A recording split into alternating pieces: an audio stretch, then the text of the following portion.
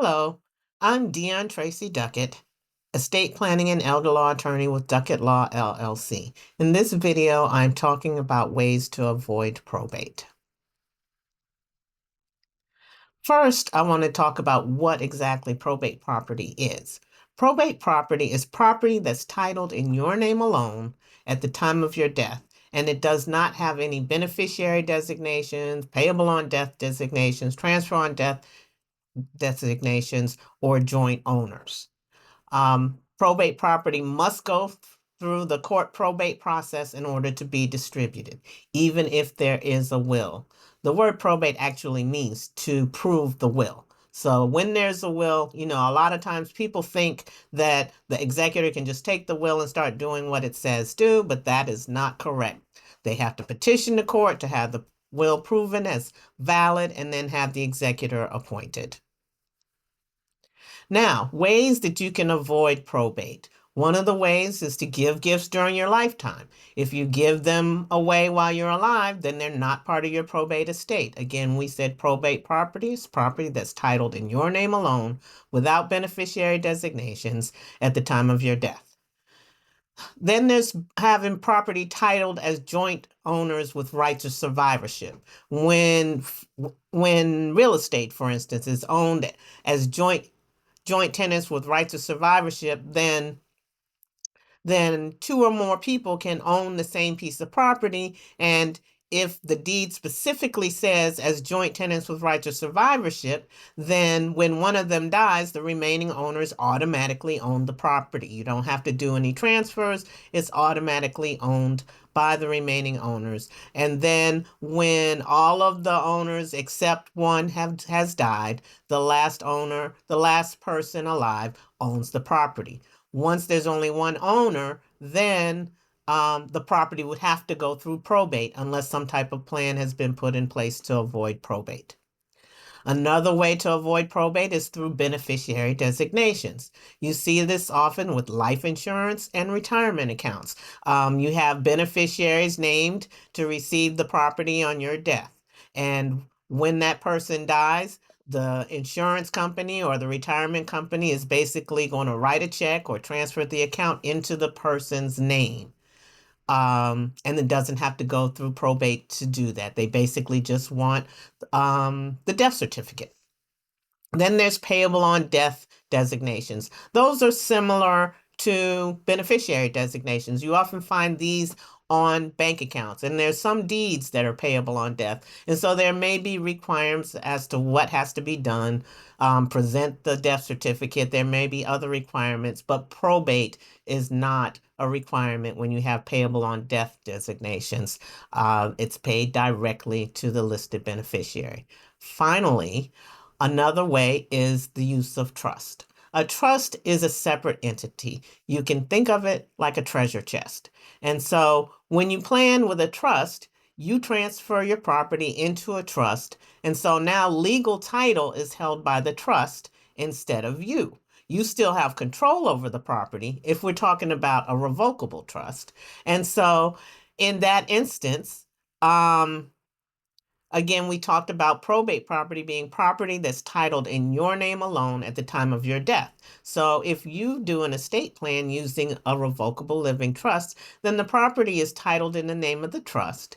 You still have control over the property, but when you die, the property is in the name of the trust, and therefore it is not probate property and doesn't have to go through the probate process. So I want to talk about some of the problems with the different types of probate avoidance methods.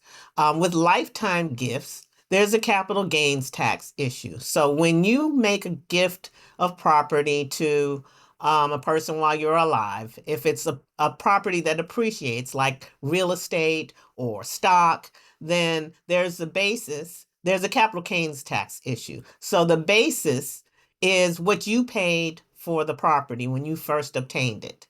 And so when you make a lifetime gift, your basis transfers to the person you give it to. So if you have stock that you paid $100 for, or a house that you paid $75,000 for, when you give it to the person while you're alive, then that person's basis is the same as your basis. It would be $100 for that stock, $75,000 for that house. And then when they turn around and sell it, then their capital gains tax calculation is going to be based on whatever price they sell, the fair market value the minus the basis. So if it's a house that was worth $75,000 when it was purchased, and then they sell it for $575,000, the calculation for capital gains tax starts at $575,000 minus the $75,000.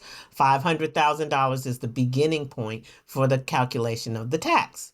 Whereas if the person had inherited the property, then they would likely receive an adjustment in basis. So if they inherited the property and at the day of your death it was worth $575,000, they would get a step up in basis. So the house, instead of getting the $75,000 basis, they would get the $575,000 basis. If they sold it the next day, 575 for the sale price minus 575 for the basis is zero. So there's no capital gains tax. So that's one of the benefits of having a testamentary gift after you die versus a lifetime gift. The other problem with lifetime gifts is long-term care planning. Nursing home care costs on average $8,000 to $10,000, sometimes $13,000 a month or more. The ways to pay for it is with your savings, through long-term care insurance, or by applying for Medicaid. When you apply for Medicaid, Medicaid will look back 5 years to see if you made any transfers for less than fair market value. So if you sell a $500,000 house to your child for $300,000, they're going to look at that as a $200,000 gift. Then they're going to divide it by the penalty divisor, which now is about $10,000. So when you divide 200,000 by $10,000, you get 20 months of disqualification that you'd have to pay the full amount. And so your lifetime gifts can cause problems with your long-term care planning. Problems with beneficiary designations. With a beneficiary designation, there's an outright distribution. So we talked in another video about outright distributions versus distributions in trust. So if you have a young person or irresponsible person that you're leaving a substantial amount of money, then they're going to get it in their name, right away. And so if it's somebody who's a minor, your grandchild or child who's under the age of 18, then they won't be able to get it until they turn 18. But as soon as they turn 18, they're entitled to the property, and you can't put anything in place to manage that property. So if it's $10,000, $20,000, $100,000, that young person or irresponsible person will be able to get that money in their name right away. There's also no creditor protection that you can provide for the beneficiaries with an outright distribution. And then, we talked about the immature, irresponsible beneficiaries. Same thing. So you can't provide protections or managements. And now when there's a beneficiary designation, it's an outright distribution.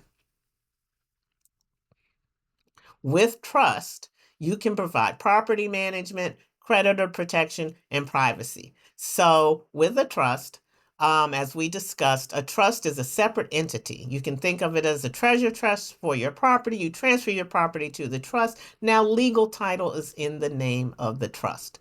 So it avoids probate, because probate is property that's titled in your name alone at the time of your death. With a trust, you provide a book of instructions on how you want the property managed. You can provide creditor protection for your beneficiaries, and a trust is private, whereas the probate process is a public process. Anyone can go to the court and pull the records, and also notices often are required to go in the newspaper. So this has been the presentation on ways to avoid probate. See you in the next video.